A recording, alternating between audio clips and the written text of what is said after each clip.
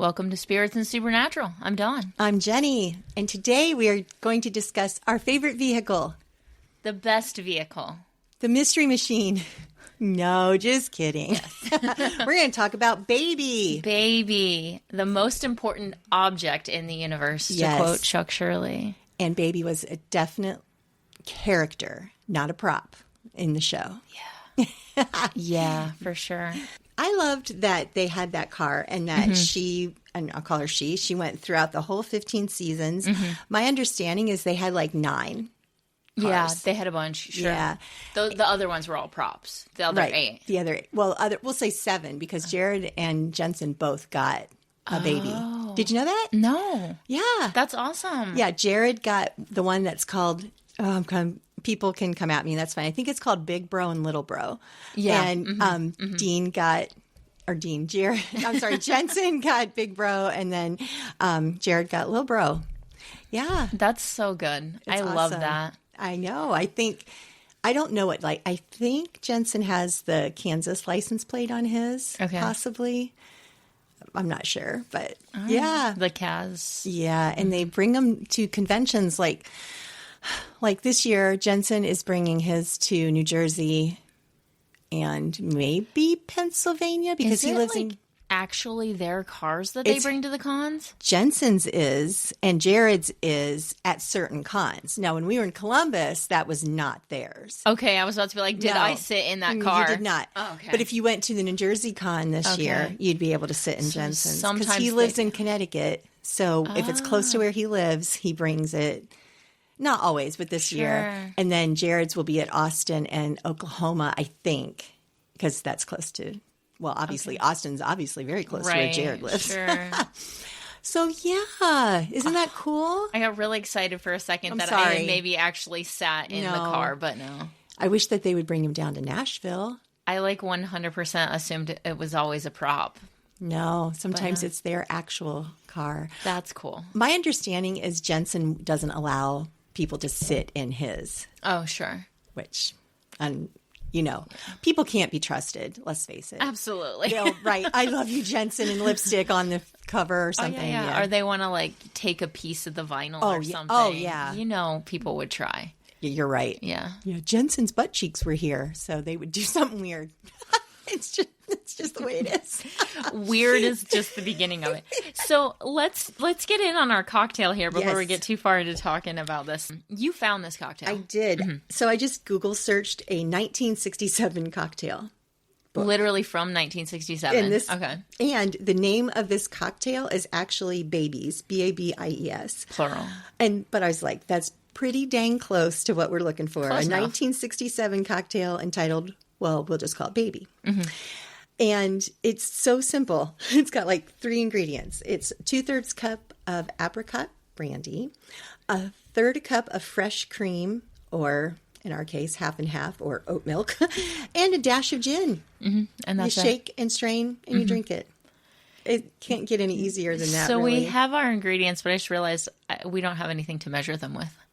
You didn't bring the measure. Listen, I was not on top of things. Do you want me to eyeball it?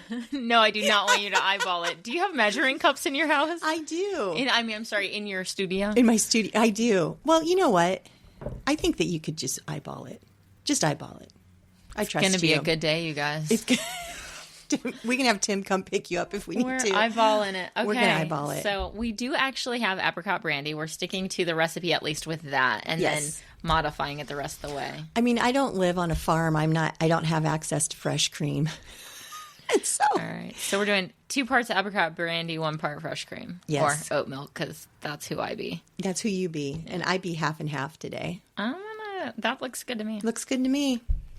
We're going to give it a shot, see what happens. I don't know. That one time we did 2 episodes, and I don't even remember. Sometimes we record more than 1 at a time. I don't remember the second episode. I don't. You're like, we recorded that, so it'll be fun when that one comes around because I have no idea what it's going to be like.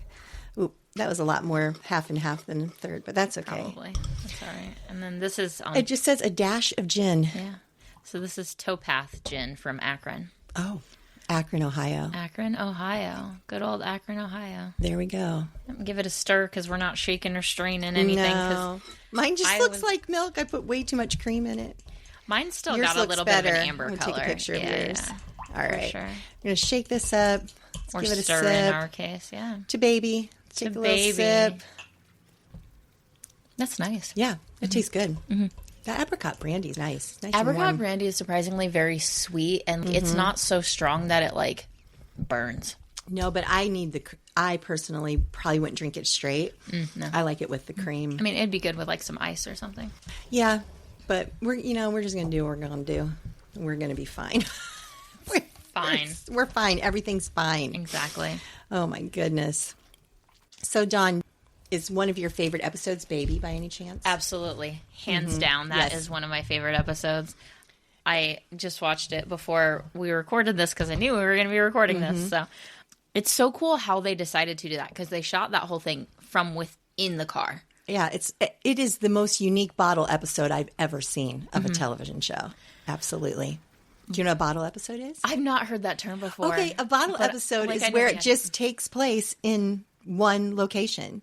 Like Friends did a bottle episode. It just took place in their apartment. The whole 30 minutes was just their apartment. They didn't go anywhere. A couple of them left, but the shooting only took place in the apartment. Okay. I love a good bottle episode. I think that you have to really be creative so it doesn't look, and there's no doubt about how creative the shooting of Baby was, all from the perspective of the car. Well, there's so many, like they had camera angles. Like there's some just on Sam, there's some just on Dean. Right. There's some shot from like... But they're in the car or they're right outside of the car. And so that's like the perspective. Yeah. From and even when things happen outside the car, you see it from in the car. It's like you're right there. Yeah. Yeah. And hear it. And then the blood splatter on the window. Oh, yeah. All that. And so the beginning of Baby, the episode when Dean is in the bunker, like washing the cars. Have you ever seen like the blooper footage of that? Jensen is wearing like these cutoff shorts. He's actually wearing some like short shorts. Yes. It's so funny. It just, it cracks me up. I think you are going to talk about Baby's origins, right? Well, there's the quote from I think it's from the very beginning of the episode Swan Song. That is Chuck typing away. He's starting to write the books again. And so he says, on April 21st, 1967, the 100 millionth GM vehicle rolled off the line at the plant in Janesville. 3 days later, another car rolled off that same line.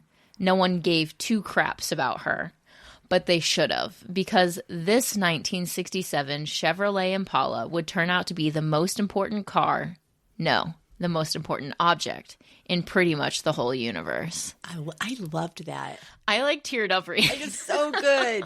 Oh my gosh, it's so good.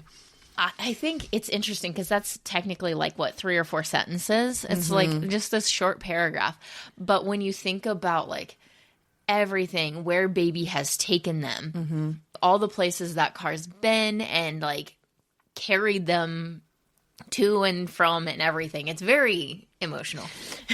Well, I love the episode when Dean goes back in time and he meets his dad and he sees him at the car dealership. Yeah. And he's looking to buy a minivan. John is going to buy. Wasn't he going to buy like a Volkswagen van? Was it? Oh, well, I think it was. I guess probably in '67 it probably wasn't called a minivan. Probably, but it was. So he's because he's gonna start a family. So he's getting a family vehicle.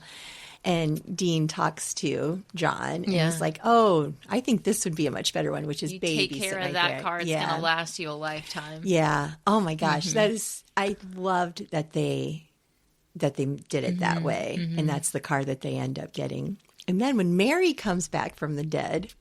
Oh, yeah. And she's peeking in the back window and she's like remembering times in the back seat, because Dean's all excited because his mom's like really happy. And then she gets that look on her face. And then he's like, no. Yuck.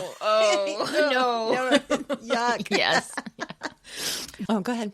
I was going to say one of my favorite parts about the episode Baby is after everything, because that car goes through it in that episode. Like the one was it like Noxier, I think is the name of the werepires. Okay, yeah. And when the like leader of that group is driving the Impala and Dean jumps him from the back seat, they steer it into these barricades, like those water-filled barricades, crash the car. Literally, I think all but 2, maybe 3 windows get shattered in that episode. The windshield, the rear windshield, I think all the windows on the driver's side are shattered because the passenger window's covered in blood from when he decapitated the guy earlier. And of course, like the front end is just tore up because they crashed into those barricades. And Dean goes and he picks up Sam. And we still have that view from inside the car as Dean helps Sam to the car. And they go to leave. And Dean says, "Let's go home." Yes. And Sam says, "We are home." Oh my gosh, I loved it. That was amazing. And for Sam to say that was even more special. And I think that probably had a huge impact on Dean, I would think. The episode of Baby, as they are traveling from Kansas to, I think it was Oregon. Yes. And so it wasn't just a one-day trip. They spent the night in the car. And, well, they spent at least 2 nights because Dean pulls over at a cafe hoping to find a girl. And Sam ends up finding a girl. Yep. And Dean finds her in his backseat. But then they spend one other night, just the 2 of them, just talking. And they're just laying in the each. I think Dean calls it Motel Winchester. Okay. Yeah. Which, in reality, Jared's 6'5" body did not lay across the back seat. But they're both not kind of propped up. Like they're not laying. Like I could lay flat across that back seat. Yeah, but no, they're both like propped up. Like they've got a duffel bag or a. It still couldn't have been that comfortable. No, I'm sure. In the episode, season 5 Swan Song, like we just quoted with Chuck, right? When we might have talked about this before, when Sam is wailing on Dean. And then Sam he looks at the car and he remembers the army man in the car. That's what stops him. It's the car, looking at the car and remembering. And that's what brings Sam out of, because Lucifer had possessed him. Right. That's what brings him out is the memories and the connection. And, yeah. Oh my gosh, it's so good. Suddenly it's making me think, like, is there anything in my lifetime that like always brings me back to like a home or a point? Do you have anything like that? That's a hard question. I think as being married and having kids, I think always it would just be something with my kids that would probably, but like from childhood, I don't know. Yeah, like I don't think I have a single thing that has been an integral part of my life my entire life, right? I've got some things, like my grandpa built me a dollhouse, and I've got some little trinkets and stuff, but not like the attachment that these boys had to Baby. Yeah, especially Dean. Yeah, I moved a lot as a kid, so I can't even think that there's anything that would have followed me that long. Yeah, it's just so cool, and I think things like that, like having Sam look at the car and that's what brings him out of it, or like having them say like this is home, and literally them being so at home. Like how many nights did they probably actually sleep in the backseat of that car, right? From when they were little until as adults. Yeah. But it's little things like that, and then to have them say a line that like really brings that emotional connection, or it's almost like the writers recognize how important that thing is to the fandom too, to the viewers, and for them to like throw in that stuff that makes me cry. Yeah, I think I saw a convention where somebody asked the question, what was your favorite prop on the show? And they said, what was your favorite prop on the show besides Baby? And Jensen was like, excuse, Baby was not a prop. Yes. Immediately. Exactly. And then then they answered what their favorite prop was, but immediately he's like, excuse me, that car was not a prop. So I'm sure this has happened in fan fiction somewhere, that Baby's been like turned into a person. Well, Sam kind of inhabited Baby for a while. Okay, yeah. In the one episode with the trickster. Yeah. Changing channels. Right. But like in Doctor Who, there's an episode where the TARDIS becomes a person. Oh, okay. I didn't know that. So I've seen some people like kind of debate about what what would Baby look like as a person. Mm-hmm. Have you actually seen? I haven't seen any fan art or anything, but like people, I know people have debated on it. Like, do you imagine she's like, it's like a vixen, you know, like kind of, I'm imagining like Sandy from the end of Grease. Yes. Wearing all black leather. Yeah. Like maybe. Yeah. Probably. Like yeah. I guess would be Dean's girlfriend type of thing. I don't know. She'd have to like not be fragile though. Like definitely like worn like a hunter, you know? Yeah. Obviously she. Well, right? yeah. Clearly. There's no doubt about that. Right. And then beginning of season 6, after Sam has fallen into the pit, Dean doesn't know that he's back. And Dean puts Baby in lockdown for like a year. That really surprises you. It did. But like it makes sense because there's obviously emotional connection to like family with the vehicle. Yeah. And he was trying to get out of the life. Mm-hmm. And then there was a point in that where Dean's like, I'm not leaving Lisa and Ben, but I think he wrote a note to Sam or tried to give Sam the keys and said she needs to be hunting, talking about Baby. And Sam was like, well, I like my car the way I have it. But yeah, that was huge though. So even though I wasn't a huge fan of Lisa, the fact that Dean was willing to turn over the keys to Sam so he could continue hunting with Baby, I don't know. I find that pretty significant. Well, I mean, it's kind of like a disgrace for the car to just be sitting in the garage under a tarp. Mm-hmm.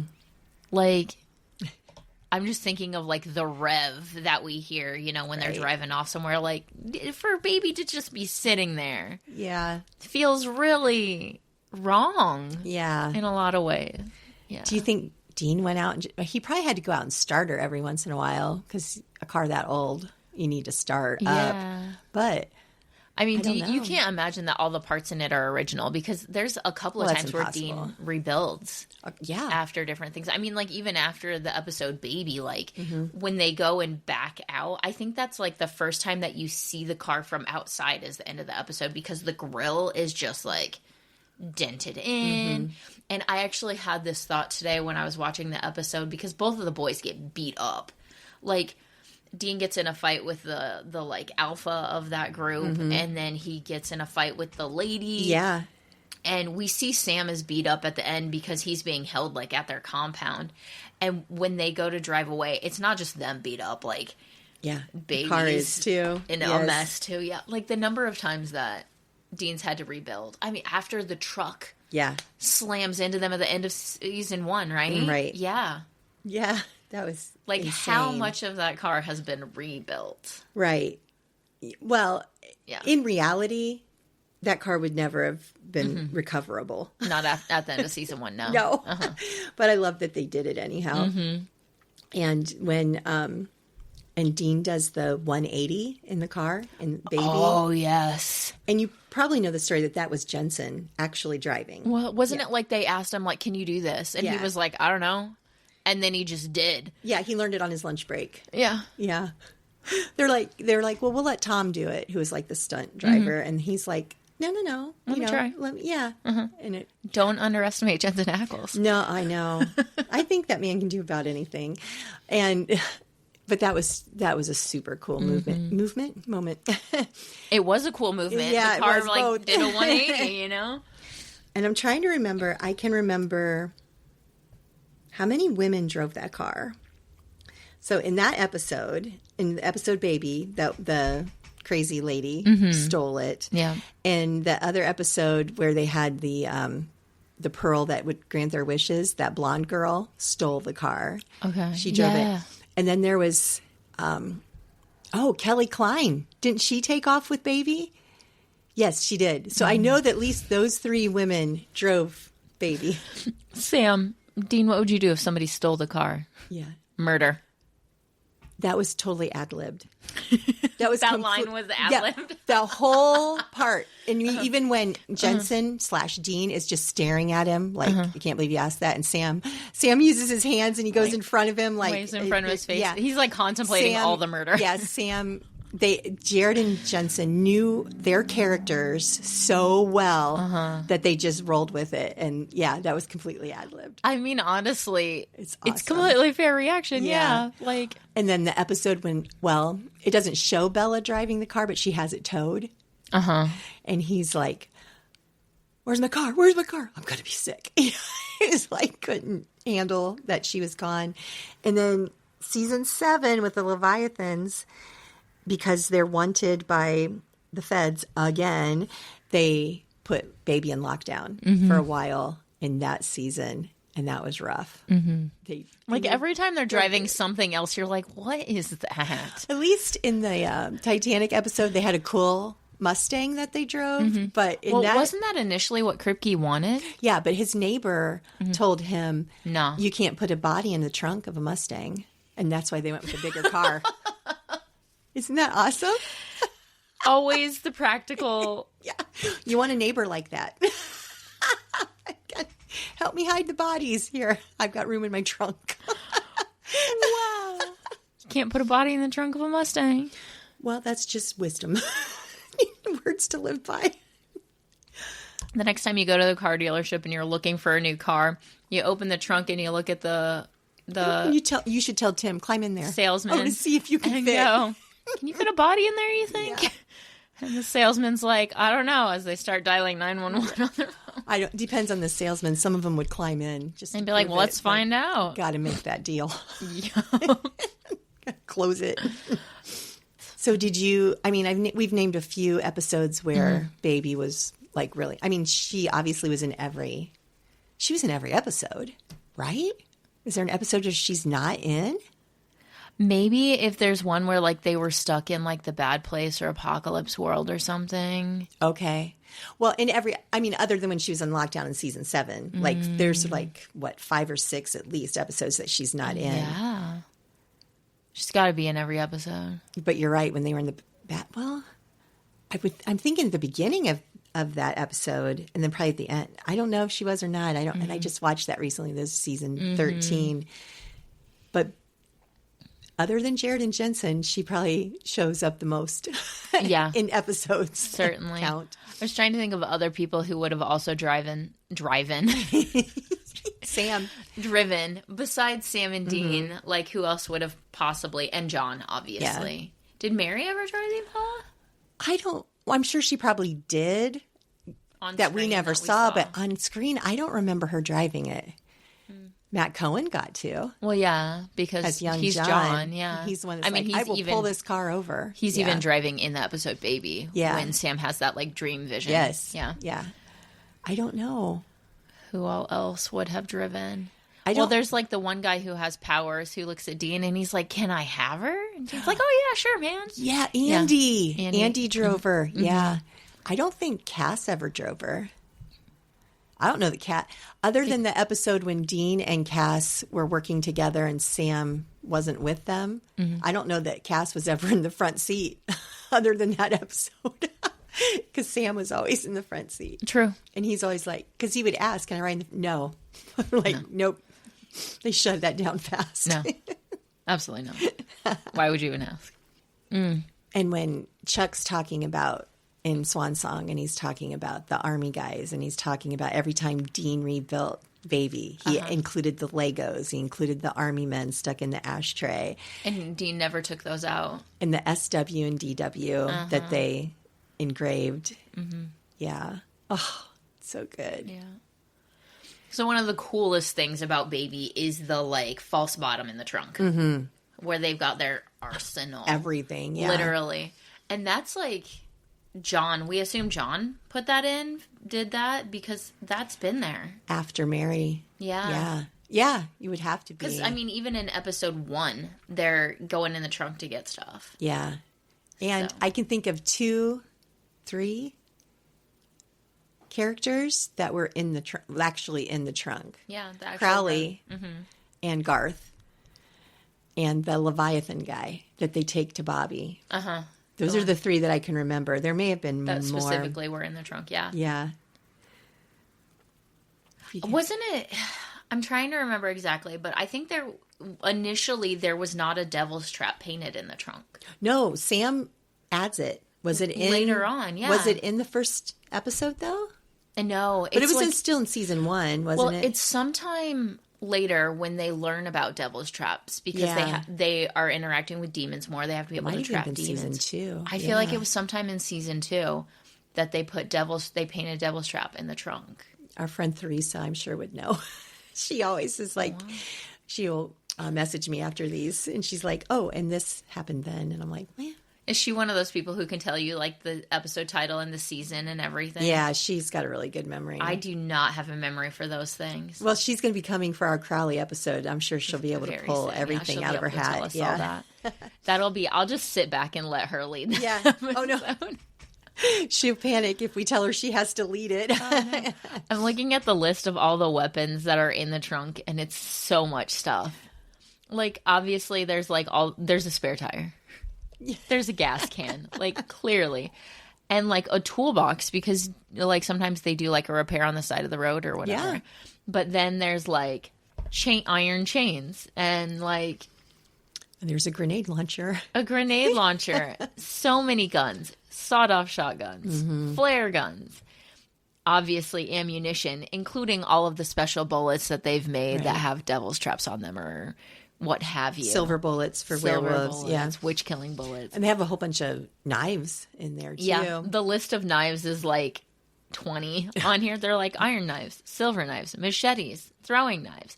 Can't forget the ninja stars. Yes. But they don't... I think Dean pull those out like he wants to use them for something, and Sam's like, no.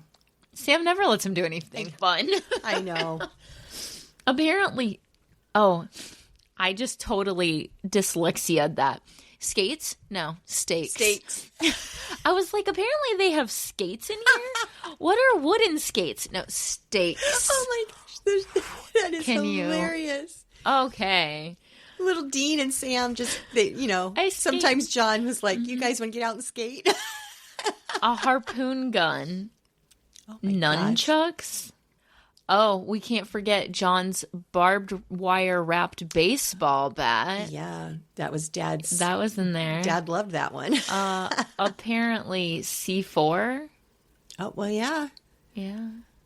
Yeah, that is used, I think, well, I don't know. I know Garth uses it. Oh, yeah. In that one episode. Just various types of blood. We didn't see her drive it, but Rowena drove the car, right? Oh my gosh, how far forward did she have to move the bench seat though? Oh my gosh. Like literally, Ruthie Connell I am 5'3". She's shorter than me. Yeah, she's a tiny lady. So the front seat is a bench seat. So I'm just imagining her like scooting it all the way up, and Sam's knees are like at his ears. Yes, right? For sure. There's no way. I don't think he could even possibly get in the car. Probably not. And there's really no way Jensen could have either. Because he's like 6'1", 6'2", whatever. Yeah. Gracious. That's just so funny. The list literally just goes on and on and on of all the stuff that they have in that trunk. It has to be like Tetrised perfectly, right? Yeah.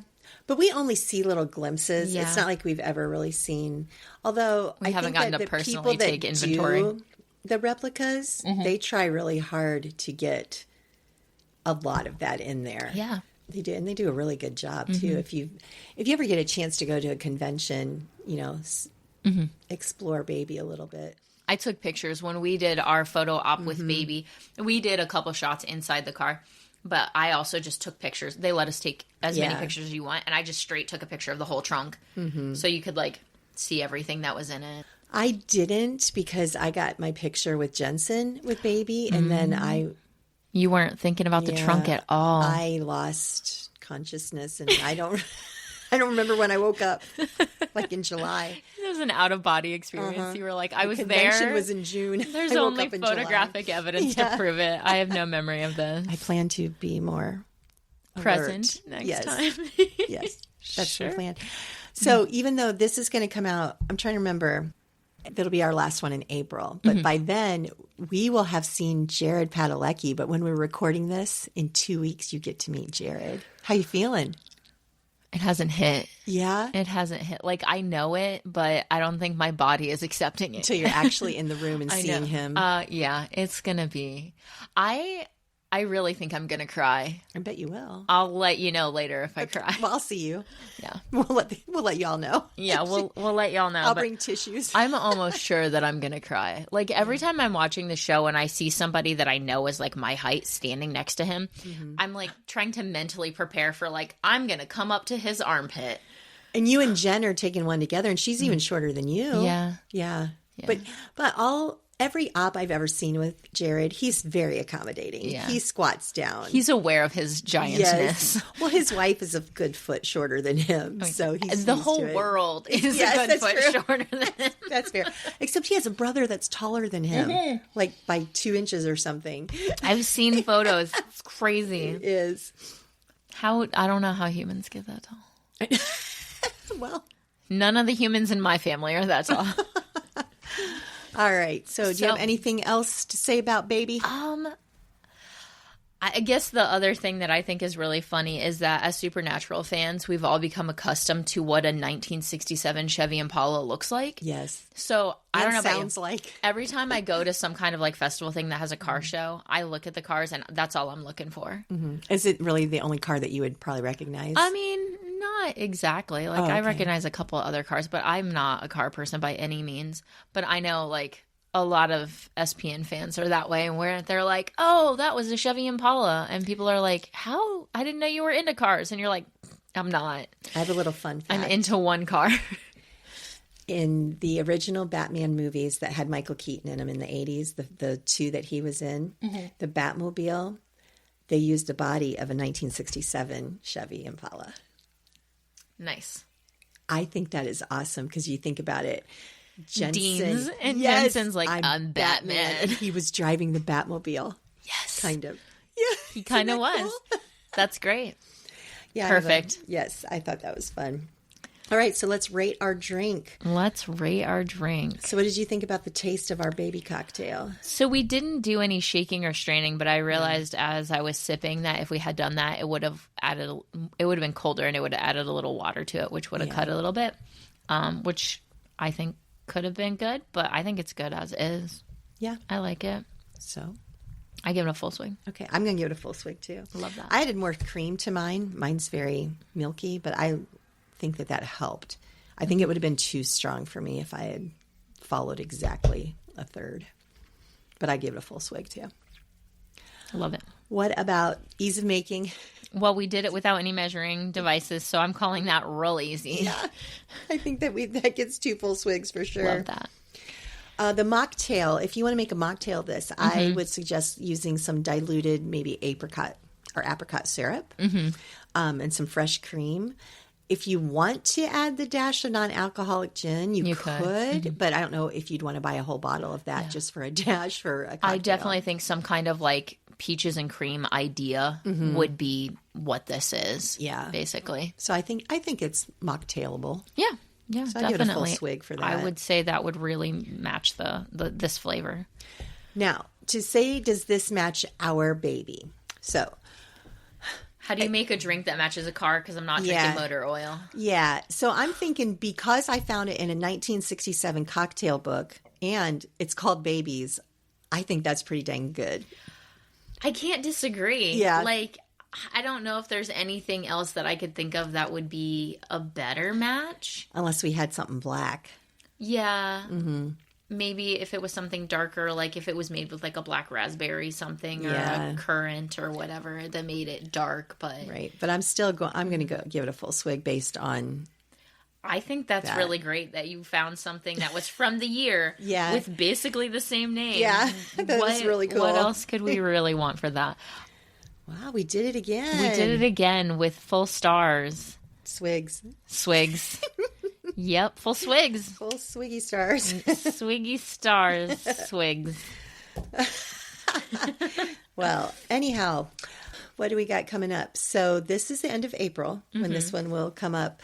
In May, we will have Garth, and then we'll have somebody in between, and then we'll have Crowley with some special guests. I'm excited for Crowley. Definitely tune in for the Garth episode. We have a really great guest. Yes. On that episode. She was fantastic to talk to. Yes, so. she came from the SPN universe. Or verse, not Una, just the SPN verse. Yeah. Sorry. Lynn, she was fantastic. She was awesome, so tune in for that for sure. All right, so again, you can find us on Facebook. You can find us on Instagram and Threads. If you like us, please follow us. Share us with your friends, share us on social media, leave comments, anything that will just, let people know that we're around. We appreciate it. And hopefully we'll see some of you at a con soon. Sometime this year would be awesome. Yes. Absolutely. Come up to us. We'll be there. I'll be there. I'll be in Novi and I'll be in Nashville. And I'll be at the Cleveland Fan Expo, but that will be over by the time this airs. Right. But still. All right. And you're coming to Nashville, right? That's the plan. Awesome. All right. Everybody have a great week. Thanks.